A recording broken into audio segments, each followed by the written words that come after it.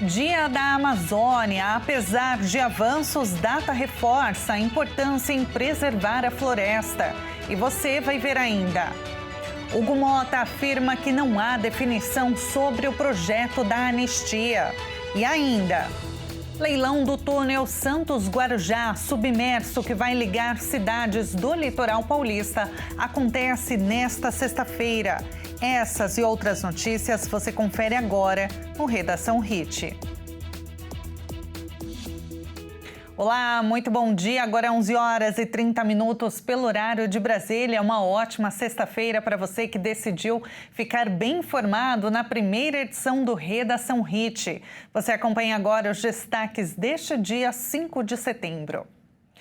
E olha, hoje é celebrado o Dia da Amazônia. A data foi criada em 2007 para lembrar a importância do maior bioma do Brasil e a maior floresta tropical do mundo. Presente em 9 países da América do Sul, com mais da metade da área em território brasileiro.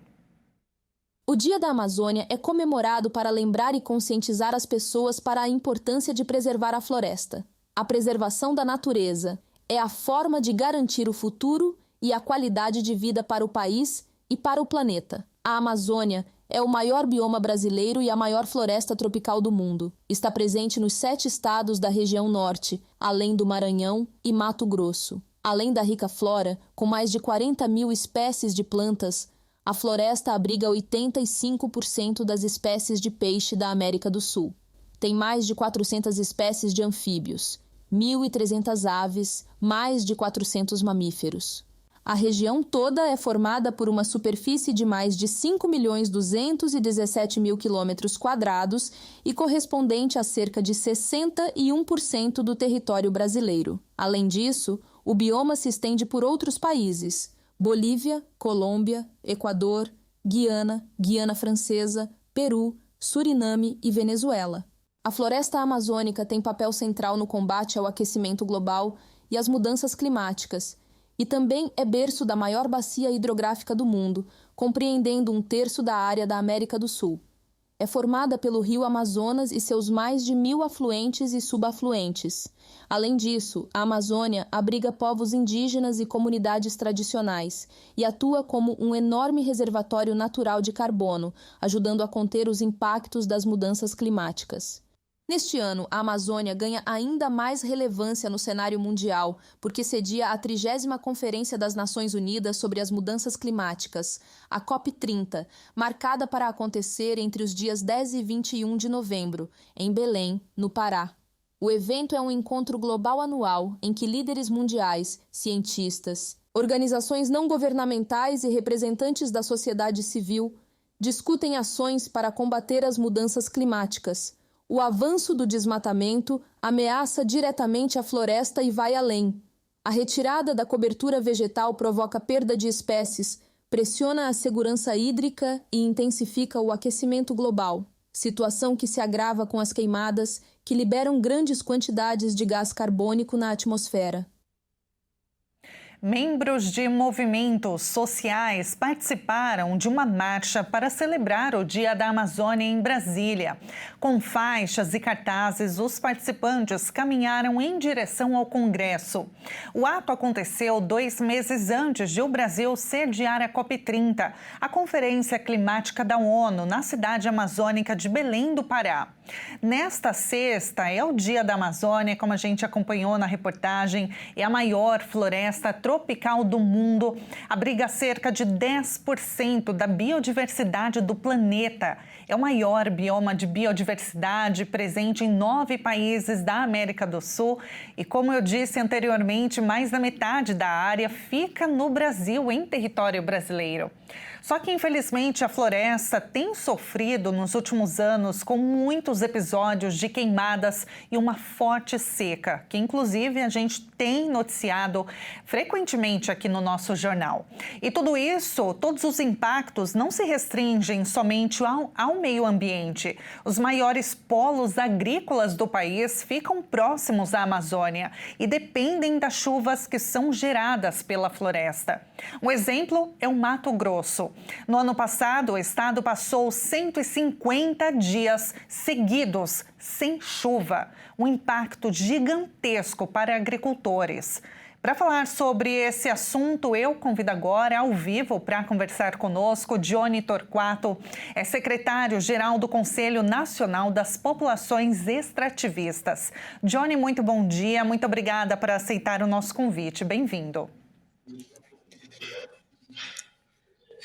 Bom dia, Tabata. Bom dia a todos que nos acompanham nesse momento. Para nós é um prazer estar podendo contribuir nesse momento, falando um pouco desse dia tão importante, que é o Dia da Amazônia.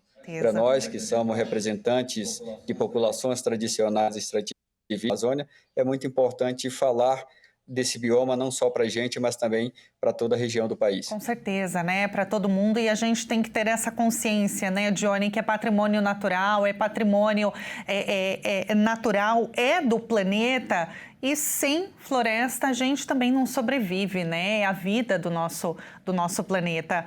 E aí, eu mencionei agora há pouco, né, que a Amazônia ela é constantemente ameaçada pelo desmatamento, queimadas, mineração ilegal. Johnny, qual que é a importância da data de hoje? Por que proteger a Amazônia e dar voz aos povos originários? Então, tá. Primeiro que reforçar o que você disse. A Amazônia é o maior bioma, né, natural do mundo e conserva uma das maiores biodiversidades do mundo. Mas não é só isso. A Amazônia também concentra uma das maiores riquezas sociocultural do planeta. Aqui nós temos povos indígenas, quilombolas, populações ribeirinhas, comunidades tradicionais de outras categorias que também estão debaixo dessas camadas de floresta. E é impossível pensar na garantia do nosso modo de vida, da nossa cultura, sem pensar na garantia dos nossos territórios, na garantia do direito dessas pessoas que estão debaixo dessas camadas de floresta, no desenvolvimento socioeconômico a partir das economias da sociobiodiversidade. A gente diz que o momento em que nós estamos vivendo, onde toda a humanidade sofre de maneira avassaladora as catástrofes das mudanças climáticas, esse bioma tem uma parcela de contribuição muito importante para o enfrentamento às mudanças climáticas. Mas ele sozinho não consegue conservar e manter todos esses ecossistemas equilibrados sem a participação das pessoas. Por isso que nós falamos que o enfrentamento às mudanças climáticas é essencial que a gente reconheça o direito dessas comunidades que estão debaixo dessas camadas de floresta. A gente vai agora sediar a COP30 e é importante que na COP30 tenha nos espaços de participação a cara e a voz da Amazônia.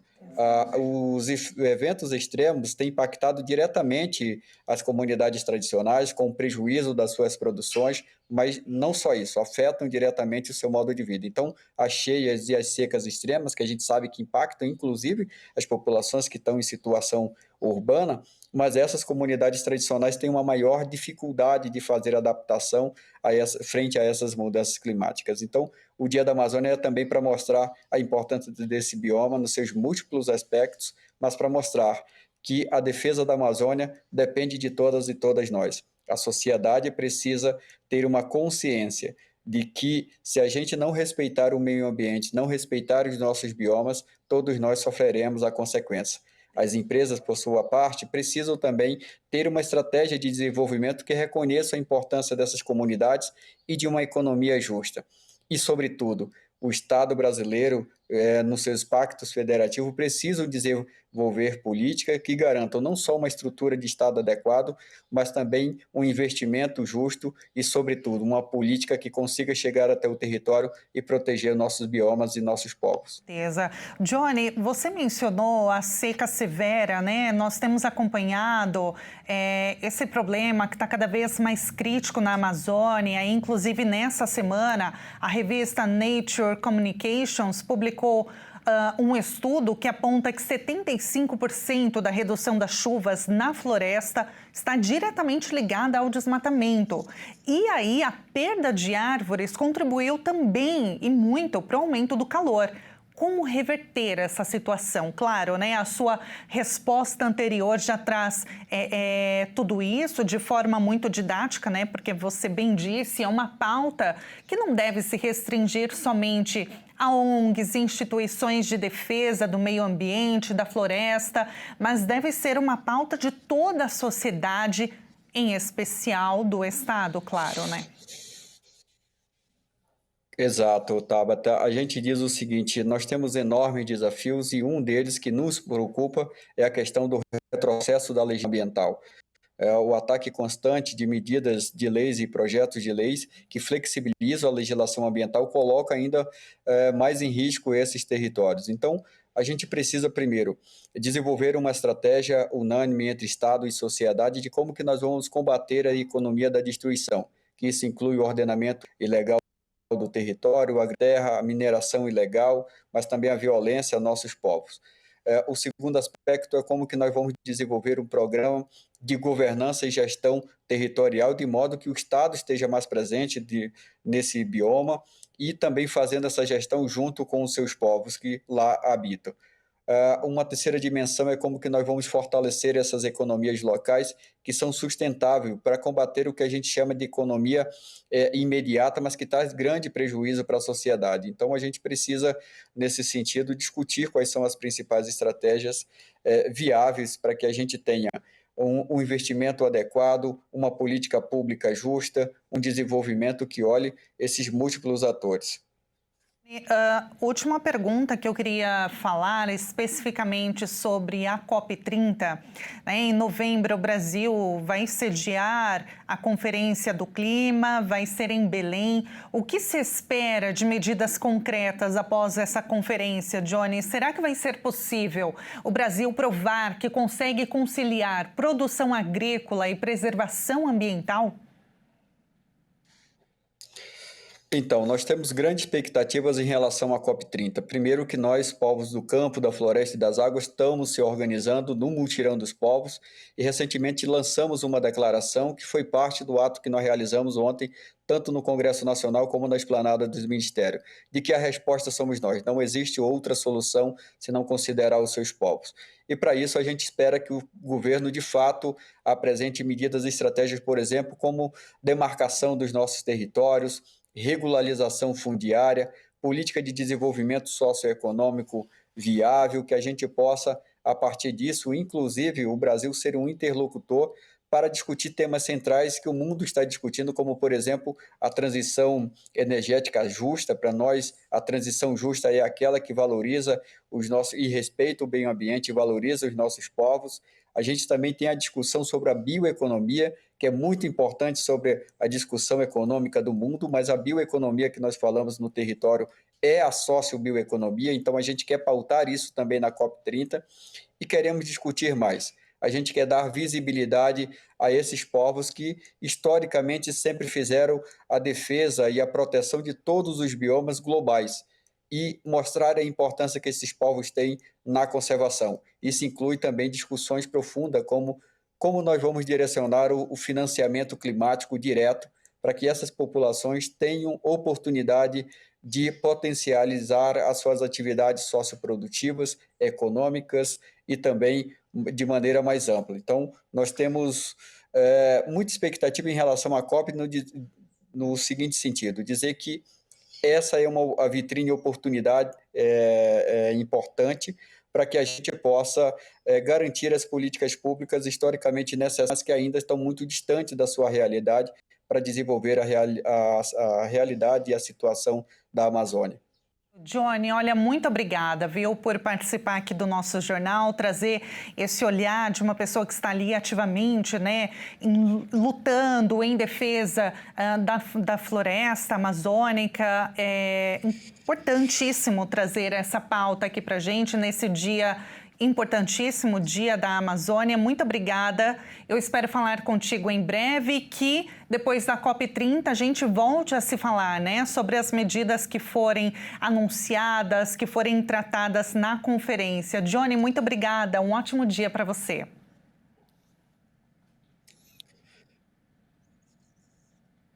Obrigada, um abraço, bom dia. Um abraço, um ótimo dia. Nós acabamos de ouvir o Johnny Torquato, secretário-geral do Conselho Nacional das Populações Extrativistas. E veja a seguir, leilão do túnel Santos-Guarujá, o submerso que vai ligar cidades do litoral paulista, acontece hoje. E antes do intervalo, vamos ver o tempo na cidade de Brasília, 26 graus, capital do nosso país. Nós voltamos já já.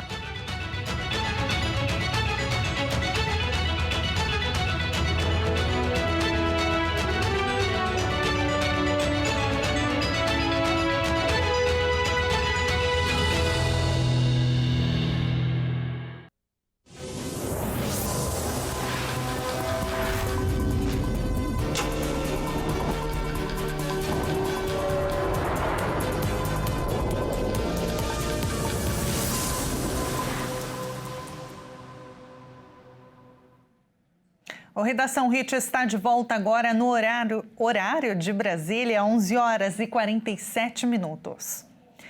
O Congresso se divide sobre a abrangência de anistia que beneficia o ex-presidente Jair Bolsonaro.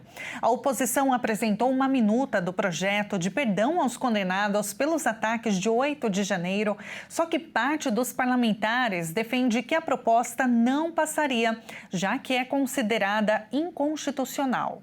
A oposição apresentou uma minuta do projeto de anistia, apesar do Congresso estar dividido sobre a abrangência do perdão que beneficie o ex-presidente Jair Bolsonaro e outros réus por crimes político-eleitorais.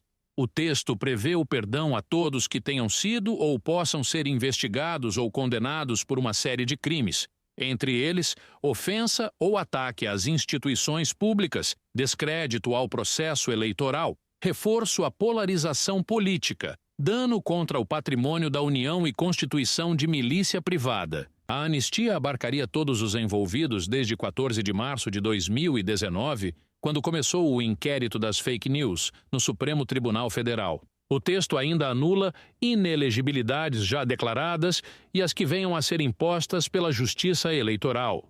A intenção é livrar o ex-presidente Jair Bolsonaro da provável condenação pelo Supremo e deixá-lo elegível para concorrer ao Planalto no ano que vem. Os outros réus no STF, Eduardo Bolsonaro e os condenados pelos atos do 8 de janeiro de 2023 também ficariam livres de qualquer problema com a Justiça.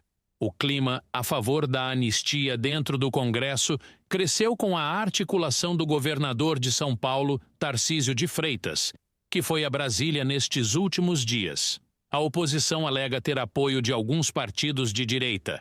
O grupo agora cobra uma ação efetiva do presidente da Câmara, Hugo Mota, que declarou que não há ainda nenhuma definição sobre a anistia e que segue ouvindo líderes de partidos favoráveis e contrários ao tema.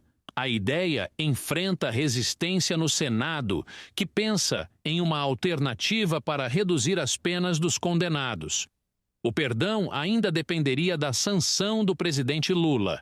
Além disso, se for derrubada pelo Congresso, a medida teria a necessidade de uma validação do STF, que deve se manifestar sobre a constitucionalidade da medida.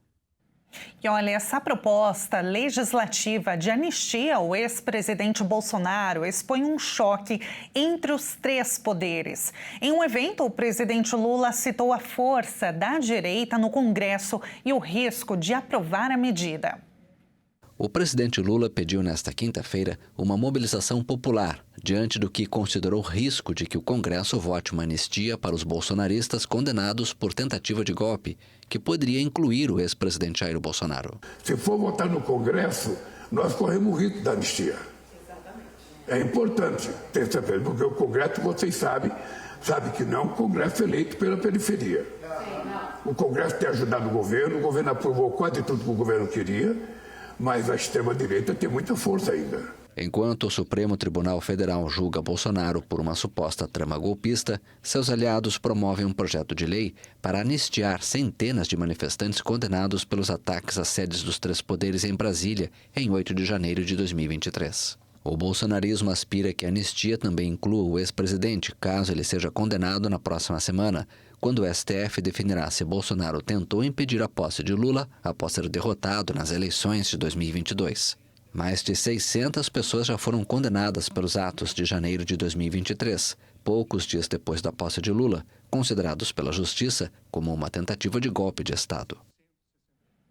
E olha, o governo do Ceará decretou situação de emergência por conta dos prejuízos causados pelo tarifaço dos Estados Unidos ao Estado. O país é o destino da maioria das exportações cearenses. Um decreto do governo do Ceará reconhece a situação de emergência do Estado, em decorrência do aumento tarifário de 50% aos produtos brasileiros pelos Estados Unidos.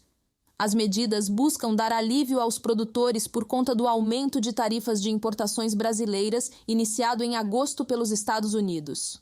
A medida, assinada pelo governador Eumano de Freitas da Costa, pretende facilitar a adoção de medidas e a coordenação de ações de defesa para trabalhadores e empresas.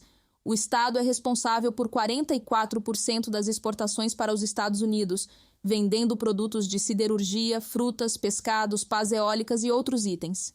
Seus produtos também estão entre os menos contemplados pelas exceções estabelecidas no decreto americano.